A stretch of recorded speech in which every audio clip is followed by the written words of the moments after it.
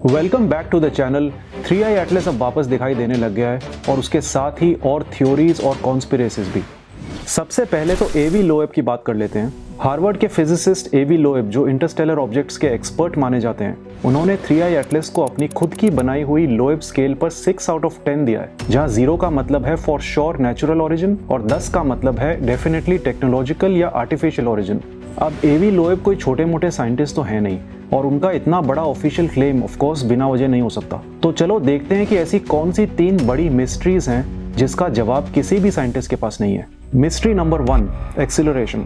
सबसे पहले बात करते हैं इसके इंजन की।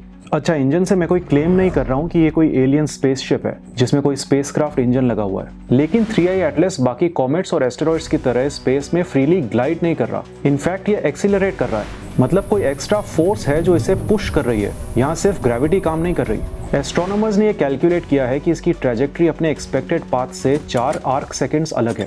आर्क सेकेंड्स जल्दी से समझा देता हूँ।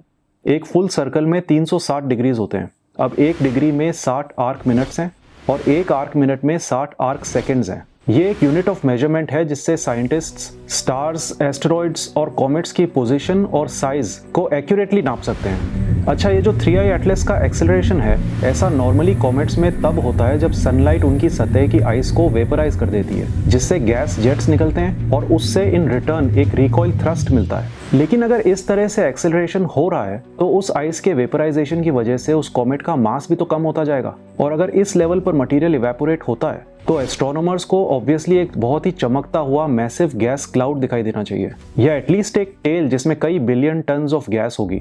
Mystery number 2, composition. जब जेम्स वेब स्पेस टेलीस्कोप जैसे इंस्ट्रूमेंट्स ने इसके गैस क्लाउड यानी कोमा का एनालिसिस किया तो रिजल्ट्स थोड़े ऑड निकले थे।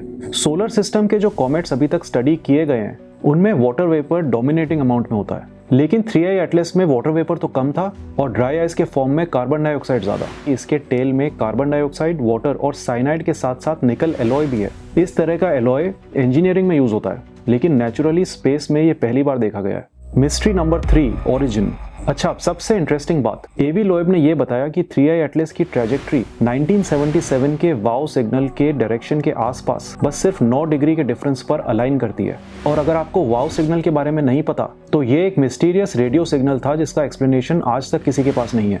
अगस्त 1977 में ओहायो स्टेट यूनिवर्सिटी के बिग ईयर रेडियो टेलीस्कोप ने एक extremely strong radio signal pick किया था जो डीप स्पेस से आ रहा था। ये सिग्नल सिर्फ 72 सेकेंड्स तक चला और फिर हमेशा के लिए गायब हो गया। साइंटिस्ट जेरी एहमन, उन्होंने उस ग्राफ के पास वाव लिखा था और तभी से इसका ये नाम है। एक्चुअली ये सिग्नल इतना प्रिसाइज था कि मानो ये किसी इंटेलिजेंट लाइफ, किसी एलियन सिविलाइजेशन से आया हो, लेकिन आज तक कोई कंफर्म नहीं कर पाया कि नेचुरल था या कुछ और।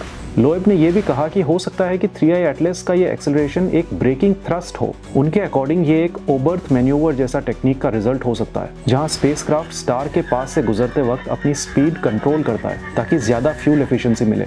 और अगर ऐसा है तो 3i एटलस एक गैलेक्टिक ट्रोजन हॉर्स भी हो सकता है, एक ऐसा एलियन स्पेसक्राफ्ट जो नेचुरल कॉमेट के डिस्गाइज में हो, जिसका सिर्फ शेप कॉमेट जैसा है, लेकिन just another wild theory until proven wrong वाली बात है। लेकिन अगर हार्वर्ड के साइंटिस्ट ऐसी बात कर रहे हैं तो इसको इग्नोर भी कैसे करें। Mystery number 4, photos. और अगर साइंटिस्ट की बात नहीं माने तो किसकी माने? नासा पर भी तो पूरा भरोसा नहीं है ना। अक्टूबर में नासा के एमआरओ ने अपने हाई राइज कैमरा से 3i एटलस के हाई रेजोल्यूशन फोटोज लिए थे और ये इमेजेस अपेरेंटली हबल से 3 गुना शार्पर थे, लेकिन वो इमेजेस अभी तक भी रिलीज नहीं हुए हैं, पता नहीं क्यों। ओके, ऑन पेपर तो रीजन ये है कि उस वक्त यूएस में गवर्नमेंट शटडाउन चल रहा था, लेकिन बाद में जब कांग्रेस वुमन आना पोलिना लूना ने नासा से फॉर्मली रिक्वेस्ट किया कि 3i एटलस का डेटा रिलीज कर दो, लेकिन फिर भी कोई अपडेट नहीं मिला। और इसी सब के बीच में जब किम कार्दाशियन ने एक ट्वीट क्या कर दिया 3i एटलस को लेकर, नासा के एक्टिंग एडमिनिस्ट्रेटर शॉन डफी को इस ट्वीट का जवाब देने का टाइम मिल गया। अब एकदम से कोई बिजी नहीं है, क्या बात है।